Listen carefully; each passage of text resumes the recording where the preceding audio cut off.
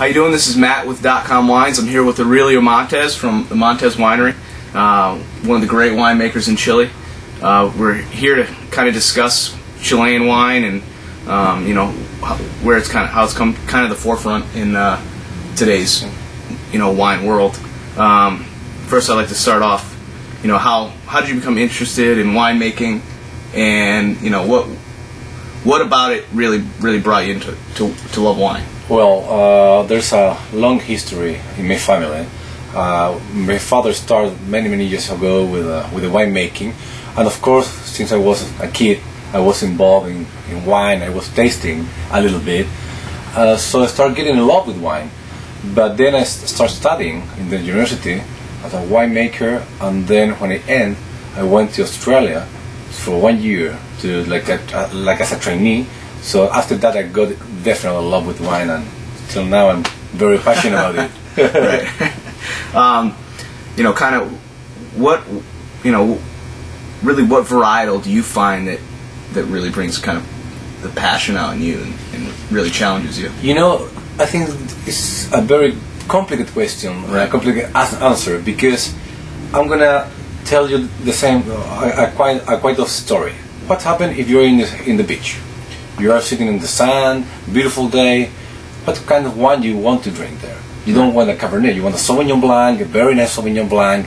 Then if you go to a barbecue, you want to get you maybe want to drink a Cabernet Sauvignon or a Syrah, depending on your what you want to drink. Right. Exactly. Right. But in general, if you make me choose, I would say Cabernet Sauvignon. Cabernet Sauvignon is one of the most elegant, intense and more complex wine I have tried in my life. So Cabernet Sauvignon makes me crazy. Well, it's one of the first real wines you guys ever worked with. Is that correct? Yeah. I mean, it was really just Cab when you guys started out in exactly the late '80s. Yeah. Was it? Yeah. In '87, we started with the Cabernet Sauvignon, a little bit of Chardonnay, and then we started with Syrah, with Carmenère, and with Chardonnay, everything. So, but the beginning was Cabernet, because to be honest with you, it's the variety that Chile knows more. Right. So we know a lot about Cabernet Sauvignon. We know how to work with, about the terroir, about everything. So for me, it's very easy to work with Cabernet. Right. How in terroir wise, how does that kind of compare to maybe Bordeaux or even Napa as far as Cabernet is concerned? We have made some research about our weather, comparing with the most famous part of the world, and I would say by far the place where we are, it's the most similar part of the world is Napa. Right. The kind of weather, the kind of temperature, not necessarily the kind of forest or the atmosphere. We're a little bit drier, maybe we go a little bit higher in temperature, but it's very similar. Not to Bordeaux. Bordeaux, it's more humid. You got different kind of soil. You have more clay. There we have less clay in Chile. We have more granitic soil, so it's very good for the drain. And also we don't have not even one drop of rain during summer.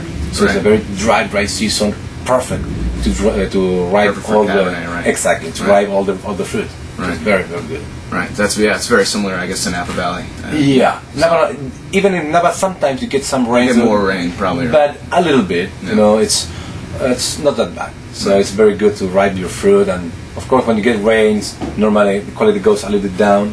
But if you're able to wait a little bit more, quality goes up. Right.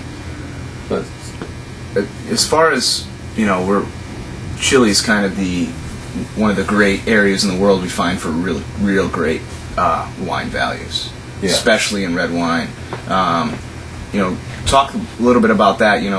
Where you guys see yourself in that wine, in the value range. Like the $10 to $20 wines that drink like $40 wines. Those types of things, and it's so important, today to, wine business around the world. People are really looking for those values. Exactly. If I can explain you, like an overview of why Chile is so we can say cheap, right, in the price of the wine, and so good quality, mainly because of the price of the soil, of the land. Right. Also, of course, the price of the grapes, everything everything involved in the production is very cheap.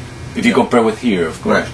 Of course, the cost of living in Chile is cheaper than here, much cheaper than here. Right. So at the end, that make us possible to produce high quality wines, but at low cost. Right. That's mainly because if I want to construct a winery, it's very cheap.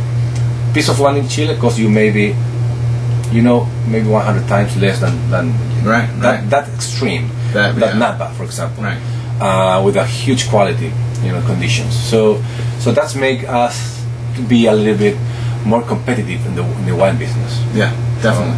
So it's a good thing for the consumer, because the end consumer gets a good deal for lower price, beautiful quality wines. Right, that's true. Yeah, definitely. Well, let's talk a little bit about this symbol on your label, that angel with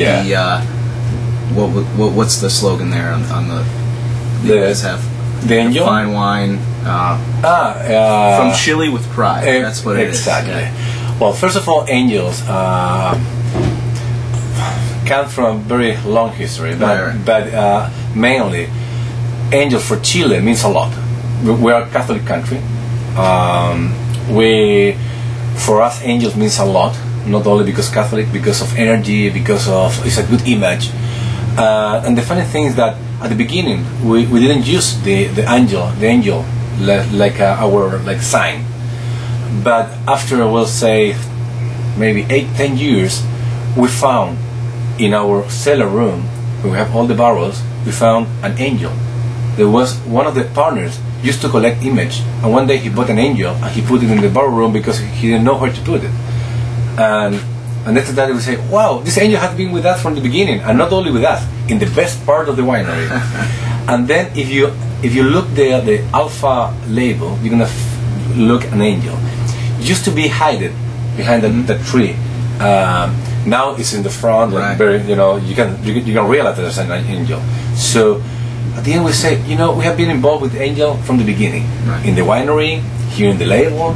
So let's show the world that angels means a lot. So that's why we are surrounded. Every time that someone goes to the winery, we say we have been surrounded by angels all the time. And for us means a lot. And I think people love angels. Right. Maybe a few doesn't. kind of, exactly. Exactly.